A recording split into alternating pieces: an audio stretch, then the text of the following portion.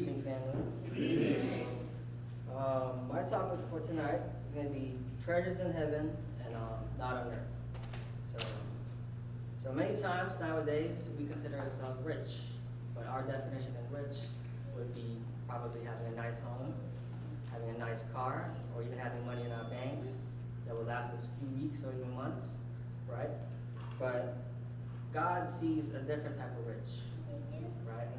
He sees spirituals in us. Over there, we might be rich on earth, but on heaven, we might be poor if we're not spiritually right. Let's go to Matthew 23, verse 27, verse to 28. Matthew 23, verse 27 to 28. Woe to you, scribes and Pharisees, hypocrites! For you are like whitewashed tombs, which indeed appear beautifully outwardly, but inside are full of dead men's bones and all uncleanliness. Even so, you also outwardly appear righteous to men, but inside you are all full of hypocrisy and lawlessness. This tells us that we can have flashy jewelry, nice clothes on us, look as fresh as we can, but really inside, if we're not spiritually right, we're always going to be poor in Jesus Christ's eyes. Unless we change that, become baptized, become his child, then we become rich in his definition. Over here, we might have everything. But over there, if we're not right, we won't have anything at all. Judgment day, hopefully that we are childs of God, but we have to be in the right path instead of the straight path. Money down here will never have a value. Nothing like what God has promised us with eternity, eternal life. And there's nothing more precious than that. Let's go to Mark 10, verse 17 to 22. Mark 10, verse 17 to 22. Now, as he was going down the road, one came running up before him and asked him, "Good teacher, what shall I do that I may inherit eternal life?" Verse 18. So Jesus said to him, "Why do you call me good? No one is good but one, that is God. You know the commandments: do not commit adultery, do not murder, do not steal, do not bear false witnesses, do not defraud, honor your father and your mother." And he answered and said to him, "Teacher, all these things I have kept from my youth." Then Jesus, looking at him, loved them and said to him, "One thing you lack, go your way, sell whatever you have and give to the poor, and you will have treasure in heaven. And come, take up the cross, and follow me." But he was sad at the word, and went away sorrowful, for he had great possessions. This young man had everything down here on earth.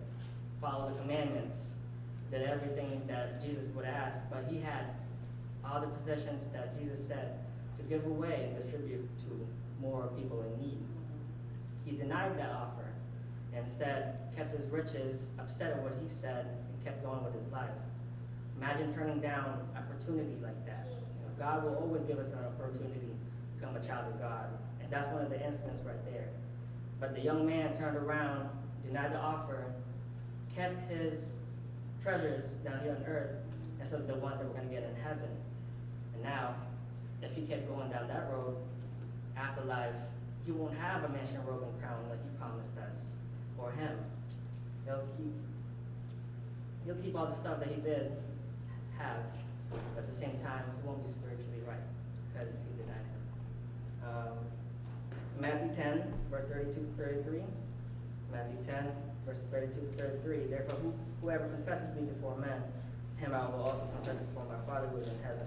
But whoever denies me before men, him I also deny before my Father who is in heaven." Imagine denying God when he asked you to do something for you to save your soul. And that's that key moment right there that he could have took, but he didn't. And when we go through the week, some of us have a mindset of attaining money, because everything here in the world runs on money. As they say, money makes the world go around. But really, we're constricted in its control. We prioritize 7 days a week instead of going to church on Sundays.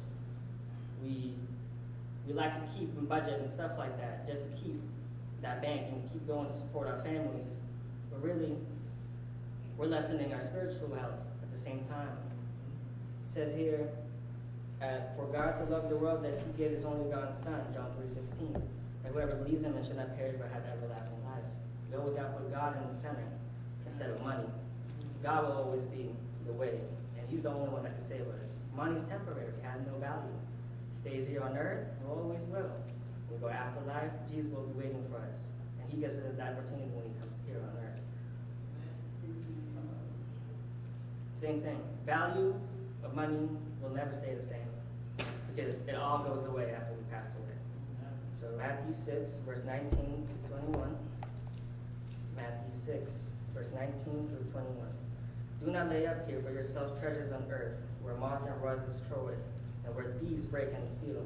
But lay up for yourselves treasures in heaven, where neither moth nor rust destroys, and where thieves do not break in and steal. For where your treasure is, there your heart will be also. Imagine having riches in heaven that can't be taken away from you like you here on earth. You can have $1 million over here, but it can also be taken overnight. In heaven, these riches that he has promised us, mansion, robe, and crown, that's something that no one can ever take from us. That's something that he promised that is never going to be broken.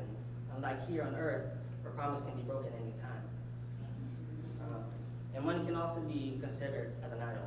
If we always put money before God, in this eyes, it'll be considered adultery.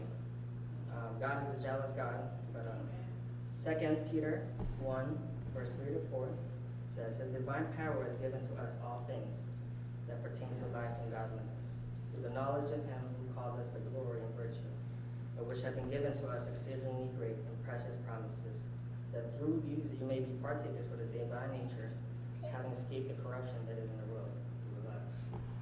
So we can't ever count on money to be our life. Always focus on God, put him in the center, because at the long run, at the end of the day, really, money will only get us through this world, but not through the afterlife.